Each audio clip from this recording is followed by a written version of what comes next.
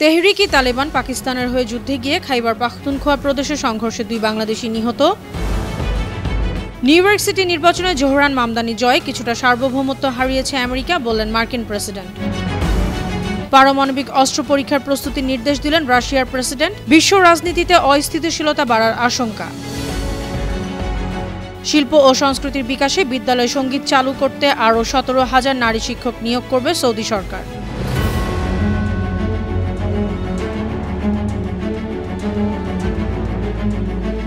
শুনছিলেন সংবাদ শিরোনাম। সবাইকে স্বাগত জানাচ্ছি বিশ্বজুড়ে প্রতিদিনে বিশ্বের বিভিন্ন প্রান্তে সবশেষ তথ্য জানাতে আপনাদের সঙ্গে আছি আমি অনন্যা চৈতি। তেহরিক-ই-তালেবান পাকিস্তানের টিটিপি হয়ে যুদ্ধ করতে গিয়ে পাকিস্তানের খাইবার পাখতুনখোয়া প্রদেশে পাকিস্তানি বাহিনীর অভিযানে 2 বাংলাদেশি তরুণ নিহত হয়েছেন। তাদের একজন রতন ঢালি, তার বাড়ি গোপালগঞ্জের মকসুদপুরে, আরেকজন ফয়সাল হোসেন, তার ঠিকানা জানা যায়নি। পুলিশের স্পেশাল ব্রাঞ্চের counter terrorism and transnational ইন্টেলিজেন্সি unit এই তথ্য নিশ্চিত করেছে। সিটিটিসি বিশেষ পুলিশ সুপার রওশন সাদিয়া আফরোজ জানিয়েছেন, রতন ও ফয়সাল 2024 সালের 27 মার্চ বেনাপোল স্থলবন্দর দিয়ে ভারতে প্রবেশ করেন। সেখান থেকে অবৈধভাবে আফগানিস্তান হয়ে পাকিস্তানে যান। নিউ ইয়র্কে মেয়র নির্বাচনে জয়ের পরদিনই ট্রানজিশন টিম বা ক্ষমতা গ্রহণকারী দলের নাম ঘোষণা করেছেন জোহরান মামদানি। 5 সদস্যের দলের সবাই নারী।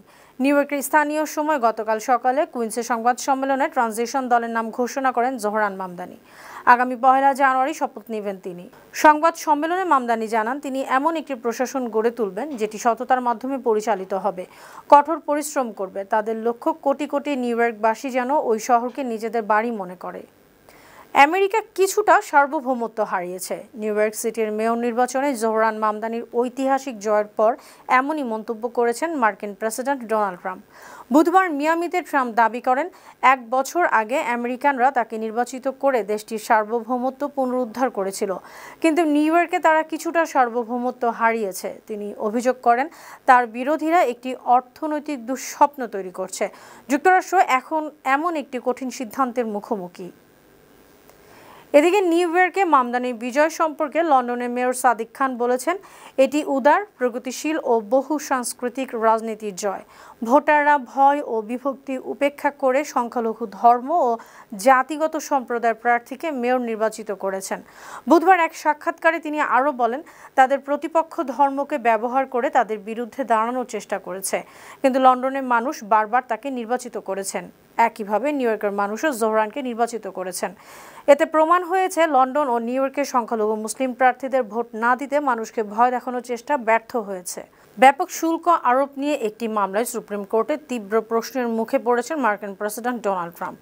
বুধবার সংখ্যাগরিষ্ঠ বিচারপতিরা হোয়াইট হাউসের আমদানি শুল্ক আরোপের যুক্তি নিয়ে সন্দেহ জানিয়েছেন। 9 জনের মধ্যে 6 জন রক্ষণশীল বিচারপতি নিয়ে পরিচালিত যুক্তরাষ্ট্রের সর্বোচ্চ আদালত সাধারণত বড় কোনো সিদ্ধান্ত দিতে কয়েক মাস সময় নেয়। তবে অনেকেই মনে করছেন, এ মামলায় আদালত দ্রুত রায় দিতে পারে। একে ট্রাম্প প্রশাসনের প্রেসিডেন্টের ক্ষমতার প্রথম বড় পরীক্ষা হিসেবে বিবেচনা করছেন অনেকেই। অবশ্য ট্রাম্পের দাবি, বাণিজ্য ঘাটতি দূর করতে এই শুল্ক প্রয়োজন। মার্কিন প্রেসিডেন্ট ডোনাল্ড ট্রাম্প বলেছেন, অপারেশন সিন্দুরে পাকিস্তানের ভারতে হামলার সময় 8টি বিমান ভূপাতিত করা হয়েছে। গতকাল বুধবার তিনি আবারও দাবি করেছেন, গেল মে মাসে ভারত পাকিস্তানের সংঘাত তিনিই থামিয়েছিলেন। তার বাণিজ্য চুক্তি ও শুল্ক হুমকি বিশ্বের সব যুদ্ধ ও সংঘাত বন্ধের বড় হাতিয়ার। বুধবার যুক্তরাষ্ট্রের ফ্লোরিডা অঙ্গরাজ্যের মায়ামির আমেরিকান বিজনেস ফোরামে ট্রাম্প এসব কথা বলেন। তিনি আরও বলেন, যুক্তরাষ্ট্র শক্তির মাধ্যমে বিশ্বে শান্তি প্রতিষ্ঠা করছে, কারণ কেউ তাদের সঙ্গে ঝামেলা করতে আসবে না। যুক্তরাষ্ট্রের প্রেসিডেন্ট ডোনাল্ড ট্রাম্পের প্রশাসন ক্ষমতায় আসার পর গত 9 মাসে প্রায় 80,000 অভিবাসন প্রত্যাশীর ভিসা বাতিল করেছে। তারা সবাই নথিবিহীন অভিবাসী নন, অনেকে বৈধ খণ্ডকালীন ভিসাধারী। মার্কিন পররাষ্ট্র মন্ত্রণালয়ের একজন কর্মকর্তার বরাত দিয়ে বার্তা সংস্থা রয়টার্স এসব তথ্য জানিয়েছে। পররাষ্ট্র মন্ত্রণালয় সূত্রে জানা গেছে, বাতিল হওয়া ভিসাধারীদের 16,000 জনের ভিসা বাতিল হয়েছে মদ্যপ অবস্থায় গাড়ি চালানোর কারণে। 12,000 জনের ভিসা বাতিল করা হয়েছে হামলা বা সহিংসতার অভিযোগে, আর 8,000 জনের ভিসা বাতিল করা হয়েছে চুরির অভিযোগে।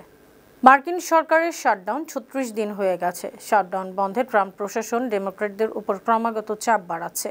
এই অবস্থায় বিমান ট্রাফিক নিয়ন্ত্রণ ব্যবস্থা নিয়ে গুরুতর উদ্বেগ সৃষ্টি হয়েছে।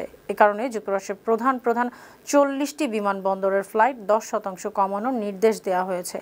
হঠাৎ এ নির্দেশনার কারণে এয়ারলাইন্সগুলোকে মাত্র 36 ঘন্টার মধ্যে তড়িঘড়ি নতুন সময়সূচি বানাতে হয়েছে। শাটডাউনের কারণে 13,000 এয়ার ট্রাফিক কন্ট্রোলার ও 50,000 পরিবহন নিরাপত্তা কর্তৃপক্ষের এজেন্ট বেতন ছাড়াই কাজ করছেন। মেক্সিকোর প্রেসিডেন্ট ক্লাউদিয়া শেইনবাউমকে জড়িয়ে ধরে চুমু খাওয়ার চেষ্টা করায় একজনকে গ্রেফতার করেছে পুলিশ। মঙ্গলবার রাজধানী মেক্সিকো সিটিতে সমর্থকদের সঙ্গে শুভেচ্ছা বিনিময়ের সময় এই ঘটনা ঘটেছে।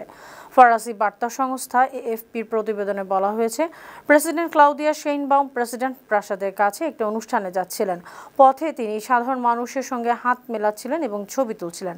তখন পেছন থেকে এক ব্যক্তি তার কাঁধে এক হাত রাখেন, অন্য হাত দিয়ে শরীরে বিভিন্ন স্থানে স্পর্শ করে শেইনবাউমের ঘাড়ে চুমু দেওয়ার চেষ্টা করেন। পারমাণবিক অস্ত্র পরীক্ষার প্রস্তুতির নির্দেশ দিয়েছেন রাশিয়ার প্রেসিডেন্ট ভ্লাদিমির পুতিন। মার্কিন প্রেসিডেন্ট ডোনাল্ড ট্রাম্পের পারমাণবিক অস্ত্র পরীক্ষা শুরুর ঘোষণার পর তিনি এই ঘোষণা দিলেন। রাশিয়ার প্রতিরক্ষা মন্ত্রী আন্দ্রে বেলোসোভ জানিয়েছেন, আর্কটিক অঞ্চলের নোভা জেমলিয়া ঘাঁটিতে এই পরীক্ষা চালানো সম্ভব। বিশ্লেষকরা আশঙ্কা করছেন, এ পদক্ষেপ বিশ্ব রাজনীতিতে অস্থিতিশীলতা বাড়াবে। উল্লেখ্য, 1991 সালে সোভিয়েত ইউনিয়নের পতনের পর রাশিয়া পারমাণবিক বিস্ফোরণের পরীক্ষা চালায়নি। বিশ্বে উত্তর কোরিয়ায় একমাত্র দেশ যারা 21 শতকে পারমাণবিক পরীক্ষা চালিয়েছে। ফিলিপাইনের মধ্যাঞ্চলে শক্তিশালী ঘূর্ণিঝড় কালমায়াগিতে 140 জনেরও বেশি মানুষ মারা গেছেন। এখনও নিখোঁজ আছেন 127 জন। স্থানীয় সংবাদ মাধ্যম জানিয়েছে, ঝড়ে সেবু প্রদেশের নজিরবিহীন বন্যায় গাড়ি, নদীধারের ঝুপড়ি, ঘরবাড়ি, এমনকি বিশাল জাহাজের কন্টেইনার ভাসিয়ে নিয়ে গেছে। ফিলিপাইনের সিভিল ডিফেন্স অফিস জানিয়েছে, বুধবার গ্রীষ্মমণ্ডলীয় ঘূর্ণিঝড়টির তাণ্ডবে প্রায় 20 লাখ মানুষ ক্ষতিগ্রস্ত হয়েছে। প্রায় 6 লাখ গ্রামবাসী বাস্তুচ্যুত হয়েছেন। প্রায় 4.5 লাখ জনকে আশ্রয় কেন্দ্রে সরিয়ে নেওয়া হয়েছে। এ অবস্থায় বৃহস্পতিবার দেশটির প্রেসিডেন্ট ফার্দিনান্দ মার্কোস জুনিয়র জরুরি অবস্থা ঘোষণা করেছেন। দেশের শিল্প ও সংস্কৃতির বিকাশের অংশ হিসেবে বিদ্যালয় পর্যায়ে সঙ্গীত শিক্ষা চালুর পদক্ষেপ বাস্তবায়ন করছে সৌদি আরব সরকার। শিশুদের সঙ্গীত ও শিল্পের সঙ্গে পরিচিত করে সৃষ্টিশীল প্রতিভা গড়ে তুলতে এমন উদ্যোগ নেওয়া হয়েছে। 2022 সালের শেষ দিকে শুরু হওয়া প্রথম ধাপে 12,000-এর বেশি নারী শিক্ষক সরকারি ও বেসরকারি কিন্ডারগার্টেনের প্রশিক্ষণ নেন। দেশটির শিক্ষা ও সংস্কৃতি মন্ত্রণালয় যৌথ উদ্যোগে তাদেরকে সঙ্গীত বিষয়ে প্রশিক্ষণ দেওয়া হয়েছে। এবার দ্বিতীয় ধাপে আরও 17,000 নারী শিক্ষককে পেশাগতভাবে সঙ্গীত শিক্ষায় দক্ষ করে তোলা হবে। দক্ষিণ কোরিয়ার সাবেক প্রেসিডেন্ট ইউন সুক ইয়োল এবং তার স্ত্রী কিম কেউন হির বাড়িতে ব্যাপক অভিযান চালিয়েছে তদন্তকারীরা। 2022 সালের প্রেসিডেন্টের অফিস এবং বাসভবন স্থানান্তর নিয়ে পক্ষপাতিত্বের অভিযোগ তদন্তের জন্য এই অভিযান চালানো হয়। ইয়োনহাপ নিউজ এজেন্সি জানিয়েছে, বৃহস্পতিবার স্পেশাল কাউন্সিল মিন জুং কির নেতৃত্বে সরকারি আইনজীবীদের একটি বিশেষ দল এই অভিযান চালায়। এ সময় দক্ষিণ সিওলে ইউনের বাড়ি, স্ত্রী কিমের সাবেক কোম্পানি কোভানা কন্টেইনস, প্রেসিডেন্সের অফিস ও বাসভবন সংস্কার সংশ্লিষ্ট একটি কোম্পানি সহ 7টি স্থানে তল্লাশি চালানো হয়। সুপ্রিয় দর্শক, এই ছিল আজকের বিশ্বজুড়ে প্রতিদিনের আয়োজনে। দেশ বিদেশের বিভিন্ন খবর নিয়ে আবার আপনাদের সামনে হাজির হব। সেই পর্যন্ত ভালো থাকুন, সুস্থ থাকুন, বানো টিভির সঙ্গেই থাকুন। ধন্যবাদ।